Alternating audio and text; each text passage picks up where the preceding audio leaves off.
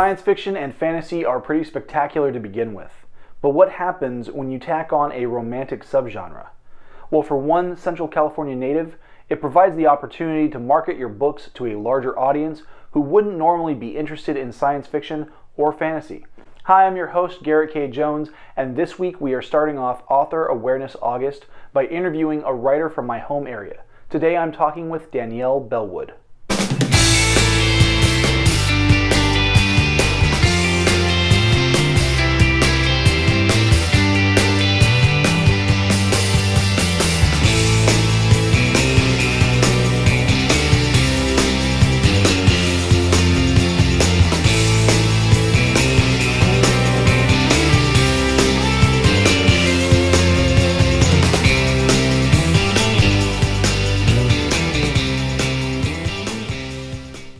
Hey, happy Saturday everybody. Welcome to the third year of Author Awareness August.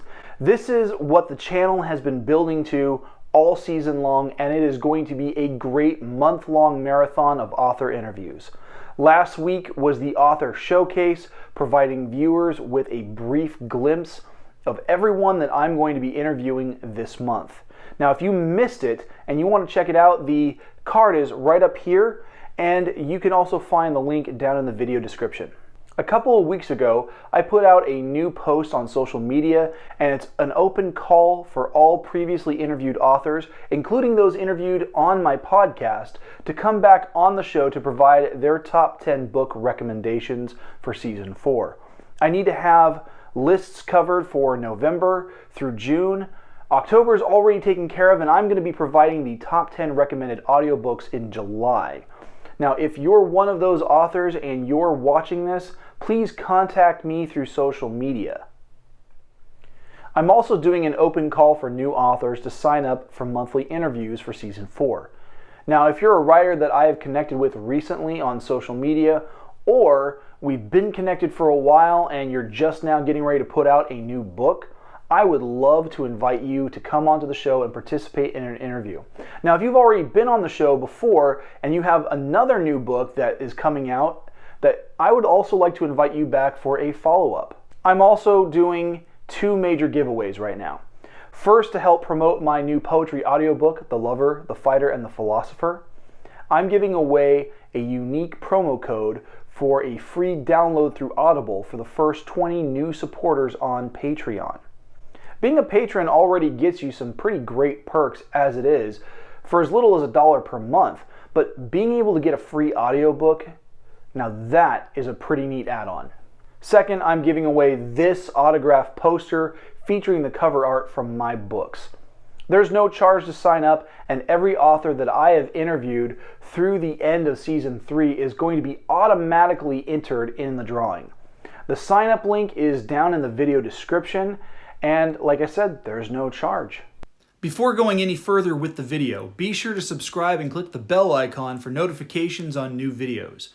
You can select notifications for all videos, or you can select notifications based on your preferences.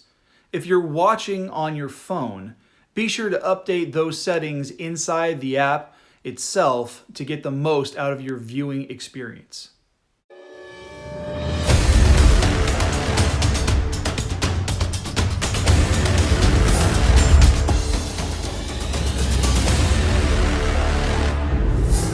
So before we jump into this first interview, let me give a little bit of background.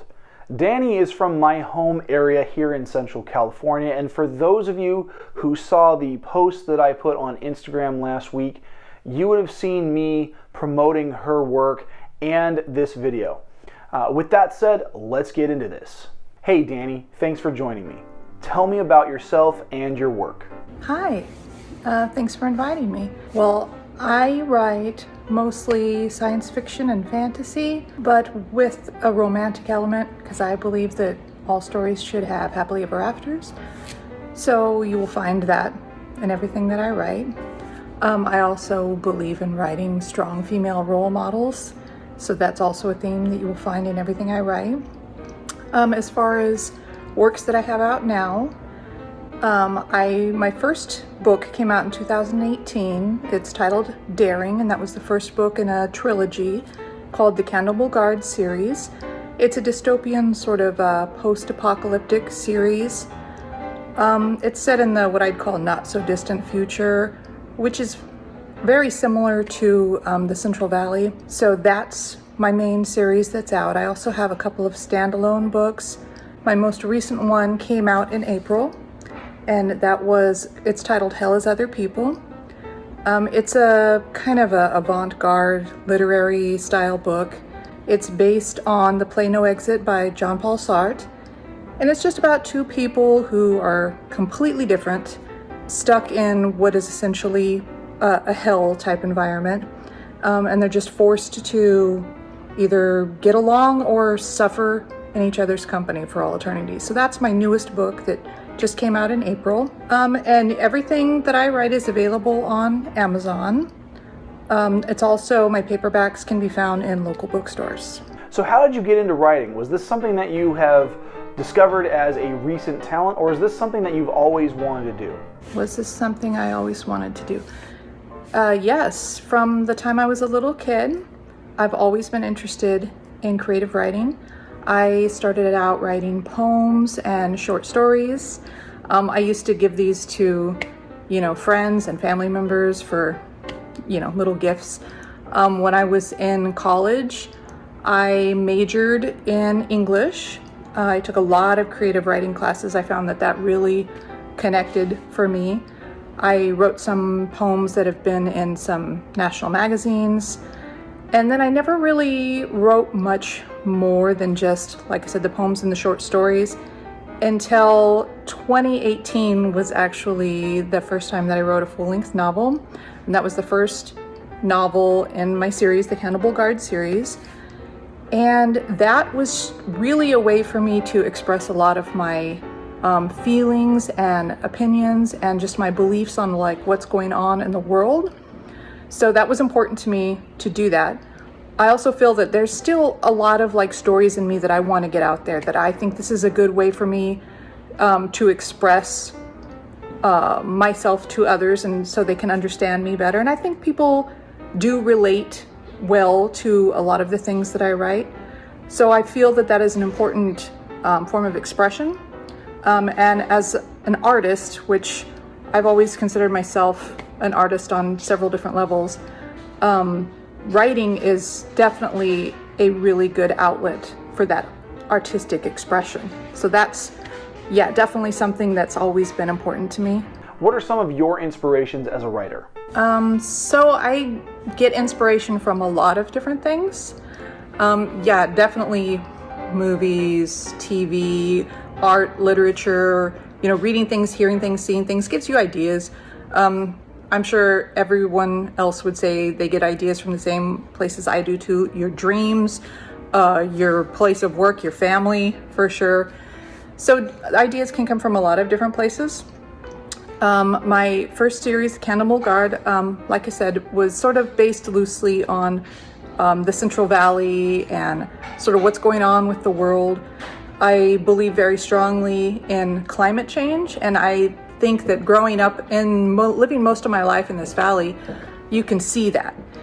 And so I wrote this series as sort of a way to say, what would happen in the future if it got so extreme that we had this sort of post-apocalyptic dystopian landscape of just no water. What would life look like here for that?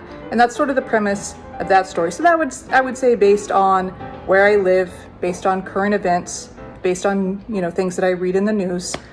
Also, stories that I get come from places I've been. I like to travel a lot, so I will often write scenes based on actual places that I have been.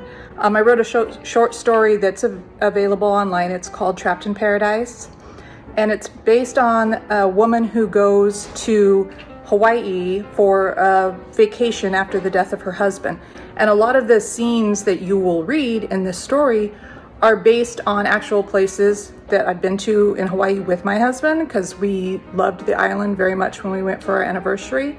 And it just sort of stuck in my heart as a very important place to me. So it was very easy to bring up that imagery in the writing.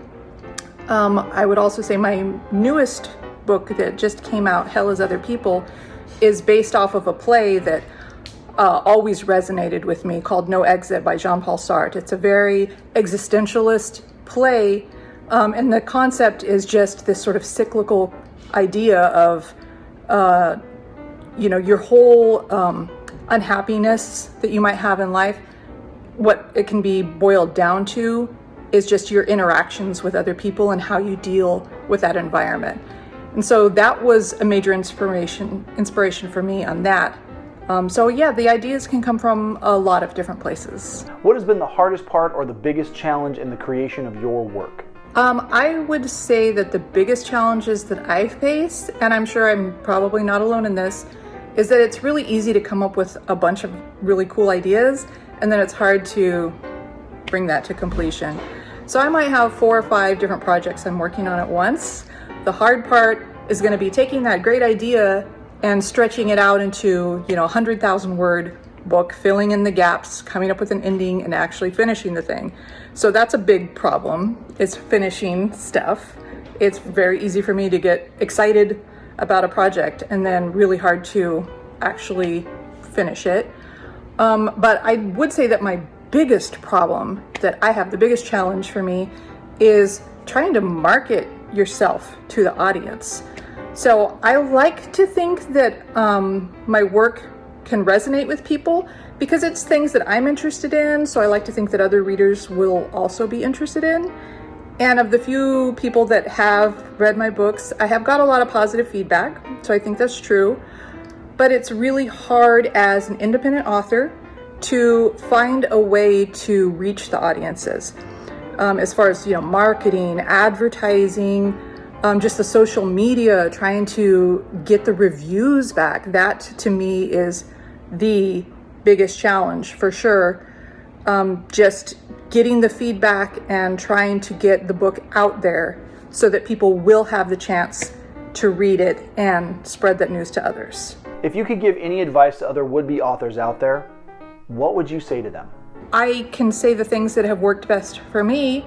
I know that some things haven't worked well for me, like advertising. This is not something I'm good at. So I would say if you really want to be successful, which I have not been, you need to have a way to advertise yourself well and maybe get someone to help you with that marketing.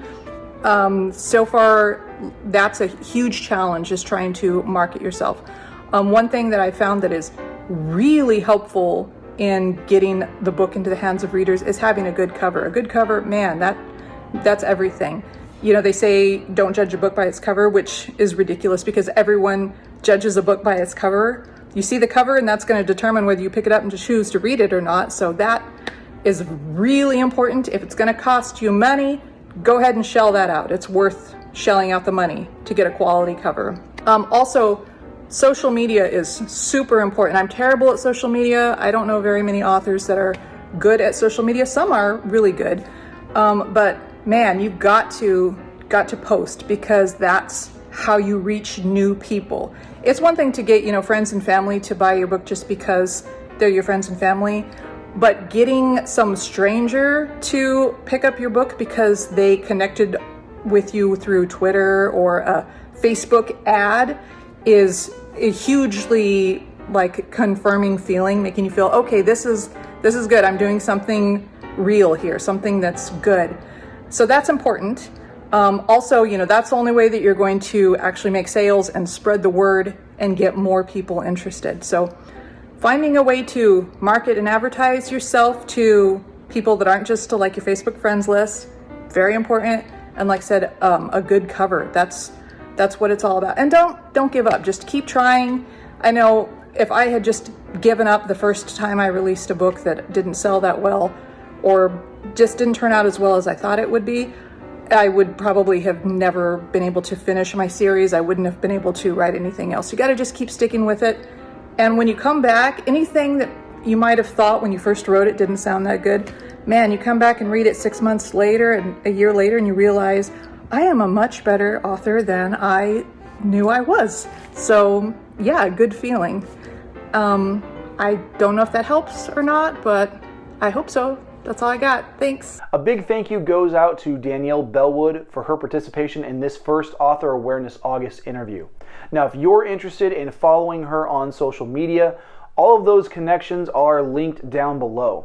If you want to get a copy of her books, you can find them on Kindle and on paperback through Amazon.